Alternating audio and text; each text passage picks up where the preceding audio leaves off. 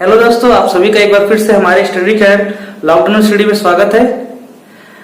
मैं हूं आपका दोस्त सर्वेश और आज हम फिर से एक नया टॉपिक डिस्कस करने जा रहे हैं जिसका नाम है आर्टिकल। आर्टिकल एक ऐसा टॉपिक है जो आपके किसी भी कॉम्पिटिशन एग्जाम में, साथ ही साथ किसी भी स्कूल के बच्चे जो इंग्लिश पढ़ते हैं उनके लिए भी ये बहुत ही जरूरी टॉपिक है। तो इसे हम देखते हैं। सबसे पहले article is a word that fixes a noun.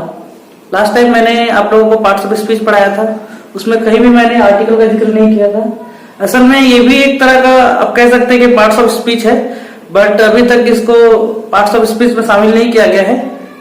लेकिन ये एक तरह से नाउन को डिटरमाइन करता है, तो इसे आप नौवां पार्ट्स ऑफ स्पीच कह भी सकते हैं, लेकिन इसको अभी तक पार्ट्स ऑफ स्पीच की श्रेणी में नहीं रखा गया है। तो आर्टिकल होता क्या है? Article is a word that fixes a noun. मतलब आर्टिकल एक वर्ड है जो किसी नाउन को फिक्स करता है। फिक्स करता है इन द सेंस वो किस नाउन के बारे में बात हो रही है उसके बारे में एग्जैक्टली बताता है। मतलब ये आपको ये बताता है कि एग्जैक्टली नाउन की किस टाइप की बात हो रही है। जैसे कि एग्जांपल में हम देख सकते हैं, मैंने लिखा है दिस इज ब्लैंक कार।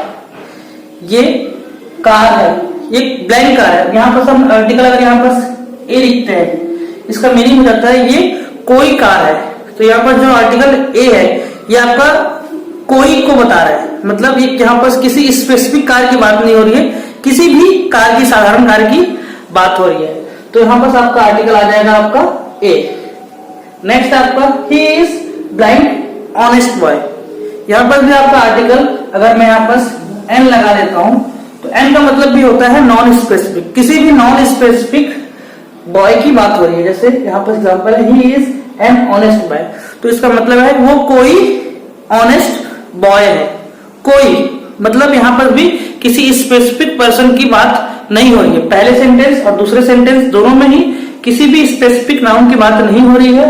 उसके बाद तीसरा सेंटेंस देखते हैं, द गाइड नोज। यहाँ पर अगर मैं आर्टिकल लगाता हूं द, तो इसका मीनिंग हो जाता है कि जो गाइड है वो एक पर्टिकुलर रास्ते को जानता है, क्योंकि यहाँ पर मैंने आर्टिकल द का यूज किया है और द आर्टिकल आपका किसी पर्टिकुलर नाउन को ही इंडिकेट करता है। तो यहाँ पर आपका जो आर्टिकल द है वहां पे एक पर्टिकुलर वे की बात हो रही है। यहाँ पर जो कार है वो कोई सा भी कार है, यहाँ पर जो बॉय है वो कोई सा भी बॉय है, लेकिन यहाँ पर जो ये वे है ये कोई स्पेसिफिक वे की बात हो रही है, इसलिए यहाँ पर से एक दूसरा आर्टिकल द का यूज किया गया है। तो आर्टिकल तीन ही होते हैं, ए एन द। इसके हम टाइप्स को और इसको और डिस्क्राइब करेंगे आगे। देखते हैं पोजीशन ऑफ आर्टिकल। मैंने आपको बताया था कि जो आर्टिकल है वो किसी नाउन को डिटरमाइन करता है, यानी कि उसका यूज हम नाउन के लिए करते हैं। लेकिन देखते हैं यहाँ पर सी इज अ गर्ल। यहाँ पर आर्टिकल ए का यूज गर्ल यानी कि जो कि एक नाउन है उसके पहले यूज किया गया है। ठीक है, उसका नेक्स्ट सेंटेंस देखते हैं आपका सी इज अ ब्यूटीफुल गर्ल।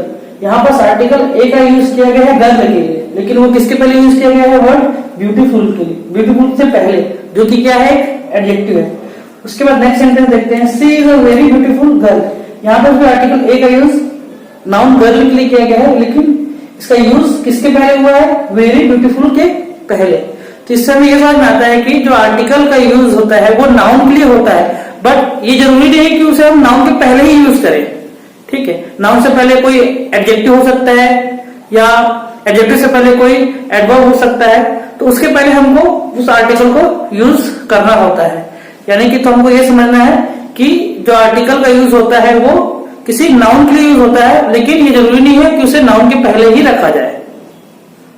देखते हैं, टोटल 3 आर्टिकल होते हैं, आर्टिकल ए, एन और द।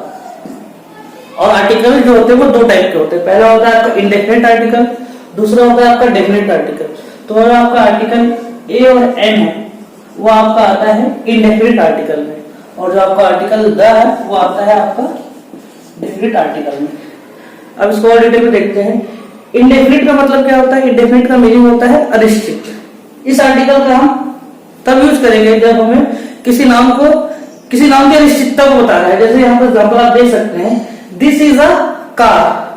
तो इसका मीनिंग ये होता है कि ये कोई कार है।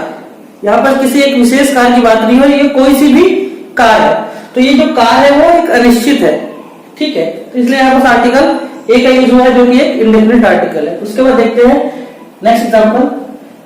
आपका आर्टिकल जो द है वो आपका डेफिनेट आर्टिकल में आता है जो कि निश्चित नाउन के लिए यूज होता है। जैसे कि यहाँ पर मैंने लिखा है दिस इज अ कार, ये कोई कार है। उसके बाद the car is very Cozi, मतलब अब पहले किसी भी कार की बात हो रही है, अब पर्टिकुलर एक कार की बात हो रही है, तो ये कोई भी कार है।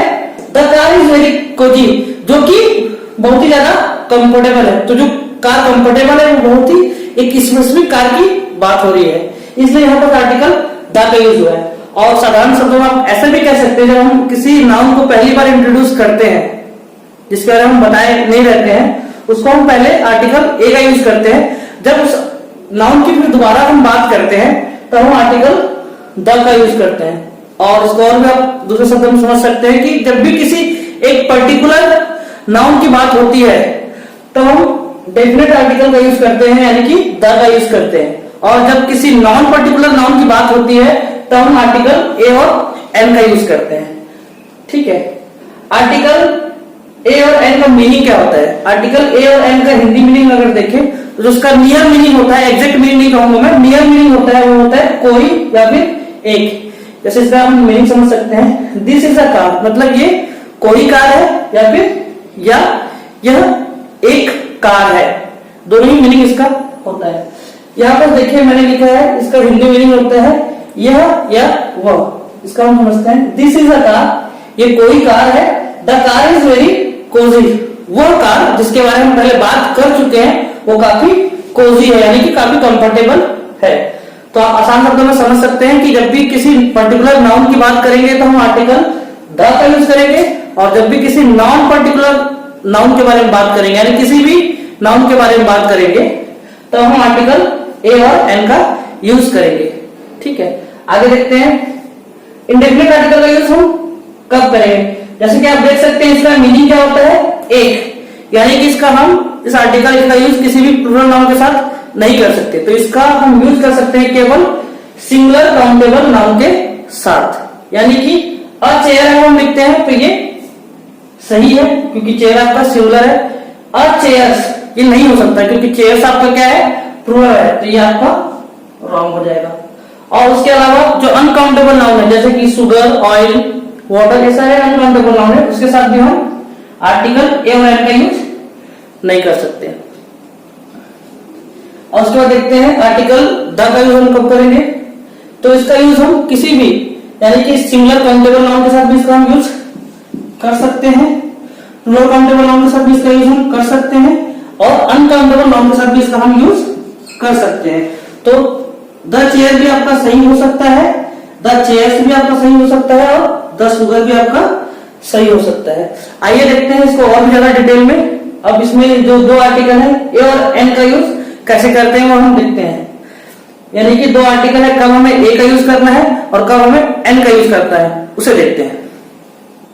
यहाँ पर आप देख सकते हैं मैंने आर्टिकल ए के साथ ब्रैकेट में लिखा है कॉन्सोनेंट, और आर्टिकल एन के साथ मैंने लिखा है वोवेल। यानी कि जब हम आर्टिकल ए का यूज करेंगे तब हम देखेंगे कि आर्टिकल ए का यूज जिस भी वर्ड के साथ हो रहा है, अगर उस वर्ड के स्टार्टिंग साउंड में अगर कॉन्सोनेंट का साउंड आता है तो हम आर्टिकल ए का यूज करेंगे, और आर्टिकल का एन का यूज हम तब करेंगे जब आर्टिकल एन के बाद जो भी आपका वर्ड आएगा उसके स्टार्टिंग साउंड में अगर वोवेल का साउंड आता है तो हम आर्टिकल एन का यूज करेंगे। इसमें हमको देखना है कि हमें नाउन को नहीं देखना है, हमें ये देखना है कि जो आर्टिकल ए और एन का यूज हो रहा है वो किसके पहले हो रहा है, ठीक है। तो जिसके पहले ये यूज हो रहा है उसके हम स्टार्टिंग साउंड को देखेंगे, ठीक है, ना कि लेटर को। हमें लेटर को नहीं देखना है, लेटर और साउंड में काफी डिफरेंस है, हमें उसके साउंड को सुनना है कि किस तरह का साउंड आता है। अगर वो कॉन्सोनेंट का साउंड आ रहा है तो हम आर्टिकल ए का यूज करेंगे, अगर वो वोवेल का साउंड आ रहा है तो हम आर्टिकल एन का यूज करेंगे। तो देखते हैं सबसे पहले आपका है वर्ड यूनिवर्सिटी, इसके पहले हमें एक आर्टिकल यूज करना है। अब आप देख सकते हैं यहाँ पर एक वोवेल आया है लेटर में, लेकिन हम इसे जब प्रोनाउंस करते हैं तो हम इसको प्रोनाउंस कैसे करते हैं, यूनिवर्सिटी। यानी कि जो स्टार्टिंग जो लेटर का जो साउंड आ रहा है वो किसका आ रहा है, वो वाई का साउंड आ रहा है, और वाई एक क्या है आपका कॉन्सोनेंट है। तो हम इस लेटर को ना देखते हुए उसके साउंड को देखेंगे, और साउंड आपका क्या आ रहा है, कॉन्सोनेंट का आ रहा है। तो कॉन्सोनेंट का साउंड आ रहा है तो हम यहां पर लिखेंगे आर्टिकल ए। दूसरा आप एग्जांपल देख सकते हैं ऑनेस्ट। यहां पर देखिए एच लिखा है, एच भी आपका एक कॉन्सोनेंट है, बट इसको हम प्रोनाउंस कैसे करते हैं, इसको हम प्रोनाउंस करते हैं ऑनेस्ट। और जब हम ऑनेस्ट कहते हैं तो इसका जो स्टार्टिंग साउंड है वो एक वॉवेल का साउंड है, तो वॉवेल का साउंड है तो हम यहां पर एन लिखेंगे। उसके बाद नेक्स्ट है आपका वन। यहां पर भी आप देख सकते हैं जो लेटर है आपका वो है, तो वो आपका एक वॉवेल है, लेकिन इसको जब हम प्रोनाउंस करेंगे तो इसको हम कैसे प्रोनाउंस करते हैं, वन। यानी कि यहाँ पर कहीं ना कहीं व का प्रोनाउंसिएशन हो रहा है, तो व का प्रोनाउंसिएशन हो रहा है तो यहाँ पर जो कि कॉन्सोनेंट है, तो कॉन्सोनेंट तो यहाँ पर आ जाएगा ए। नेक्स्ट आपका एप्पल। यहां पर भी आपका ए का प्रोनाउंसिएशन हो रहा है, यानी कि वोवेल का प्रोनाउंसिएशन हो रहा है, तो यहाँ एन आ जाएगा। एम्प्लॉय, एम्प्लॉय में आप यहां पर देख सकते हैं एम्प्लॉय में भी आपका वोवेल का प्रोनाउंसिएशन हो रहा है, तो यहाँ पर भी एन आएगा। इसके बाद मैंने दो एब्रिविएशन लिखे हैं। जनरली ये लोगों को पता है, और लोग ऐसे एक मिसकंसेप्शन है लोगों के मन में कि किसी भी एब्रिविएशन के साथ एन का यूज होता है, बट ऐसा नहीं है। हम एब्रिविएशन के भी हम साउंड को देखते हैं, जैसे कि मैंने लिखा है एमए, तो एमए में जब हम एम पढ़ रहे हैं तो सबसे पहले किसका साउंड आ रहा है, ए का साउंड आ रहा है, जो कि एक आपका वोवेल है, तो वोवेल होने की वजह से यहाँ पर आपका आर्टिकल एन आ जाएगा। ठीक है, उसके बाद आपका दूसरा जो वर्ड है वो आपका है बीए। बीए जब आप पढ़ रहे हैं तो जो पहला आपका जो लेटर है वो आपका है बी। जब आप बी को प्रोनाउंस करते हैं तो वहां पर आपका जो साउंड आता है वो एक कॉन्सोनेंट का साउंड आता है, तो वहां पर आपका आर्टिकल आ जाएगा आपका ए। अब आगे देखते हैं डेफिनेट आर्टिकल को और भी डिटेल में। आर्टिकल द का यूज सबसे पहले देखते हैं बिफोर सुपरलेटिव डिग्री एडजेक्टिव, यानी कि कोई भी सुपरलेटिव डिग्री एडजेक्टिव है उसके पहले आपको आर्टिकल द का यूज करना होता है। जैसे कि आप इसका एग्जांपल देख सकते हैं लार्जेस्ट। लार्जेस्ट आपका एक सुपरलेटिव डिग्री एडजेक्टिव है। Smallest, most beautiful, most important, जितने भी आपके ये सुपरलेटिव डिग्री एडजेक्टिव हैं सबके साथ आपका उसके पहले आपका आर्टिकल द का यूज होगा। जैसे एग्जांपल में आपसे लिख देता हूं द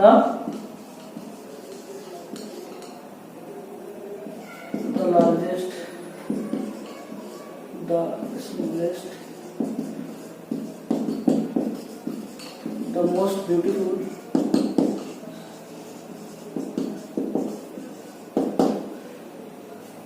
नेक्स्ट आपका बिफोर, ओनली और से।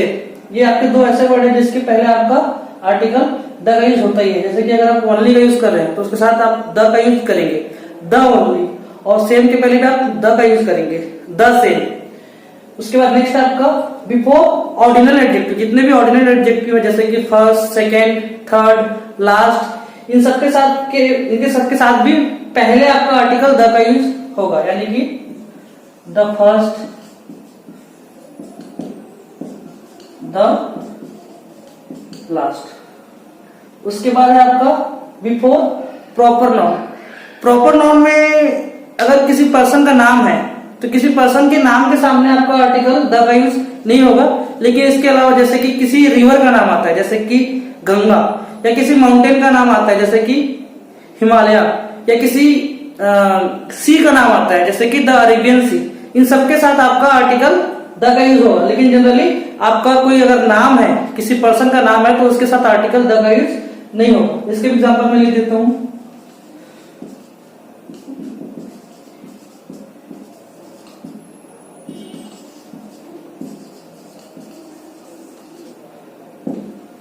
बिफोर यूनिक नेचुरल ऑब्जेक्ट, जैसे कि ऐसा ऑब्जेक्ट जो केवल एक ही है, जैसे कि सन, मून, प्लेनेट, इन सभी के साथ भी आपका आर्टिकल द का यूज होता है। क्यों? क्योंकि ये केवल एक ही है और एक स्पेसिफिक चीजें हो जाती है, तब आपका आर्टिकल द का यूज होता है। जैसे कि आप सन लिखेंगे तो क्या हो जाएगा, द सन। अर्थ लिखेंगे तो द अर्थ। मून लिखेंगे तो द मून।